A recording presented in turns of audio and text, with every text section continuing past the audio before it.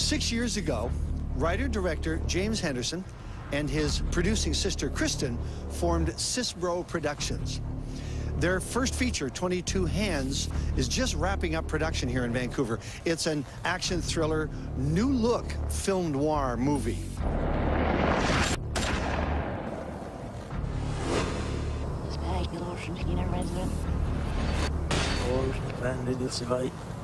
He obviously didn't have control.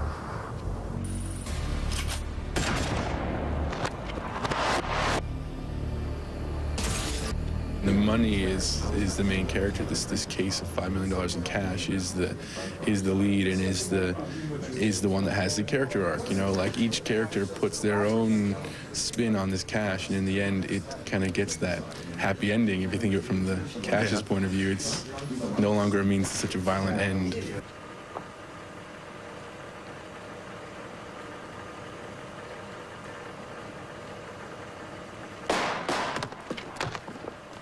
Does everybody who comes in contact with the money eventually disappear? Yes, everybody. It's like that movie. Remember that old film, Manhattan Tales? Yes. All right, it's about this suit that travels around. Well, this is basically that. Only thing is with $5 million dirty dollars. I don't think I've ever met anyone like you before.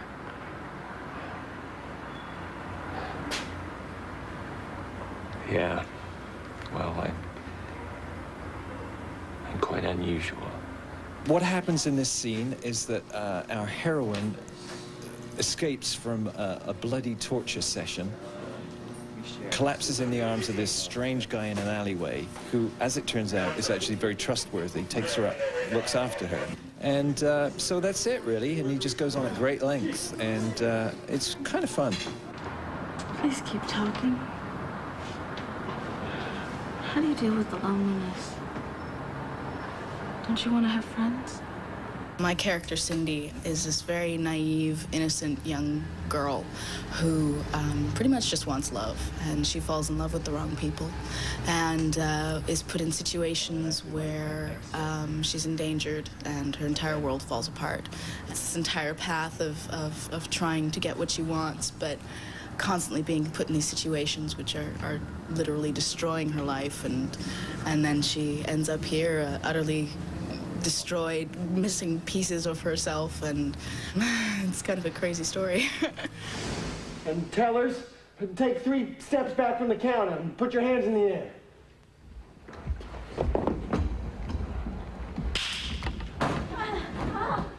The f happened? She hit the alarm. There's a light flashing.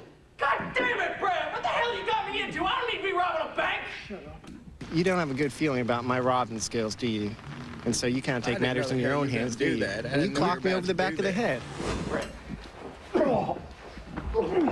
It doesn't go well, though, does it? No, it doesn't go well. I get hit in the back of the head. A girl, unfortunately, by circumstance, gets shot by myself. Mm-hmm. There's a lot of people get shot in this damn movie. Yeah.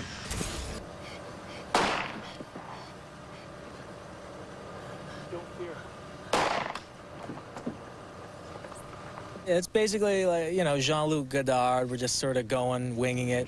You know, a lot of improv. The director's very open to that. So, you know, we're deciding to kill characters on a daily basis. What happened to the ear? Oh, well, this was the price for the $5 million. She was put in a room and asked, okay, you can either stay for $5 million and do what I ask you or leave. And she decides to stay. And this is what she's put through. That way, while he's going for the case, he can be that stealthy, getting the gun out, and then in the movement. The main thing with this guy is the calmness, like in all seriousness, is the calmness that he possesses in the midst of this. Because, I mean, you know what it's like. You're making a movie that doesn't have a huge budget. We're all doing it because, basically, James is such a cool guy. He really is a cool guy, and he has a cool, straight vision of what he wants. The idea I took in this vignette style was it to be glimpses of a very extreme end of human nature, you know, like I'm fascinated with human psychology, so it's one of those things where, you know, my favorite stories are the ones with the big cosmic joke.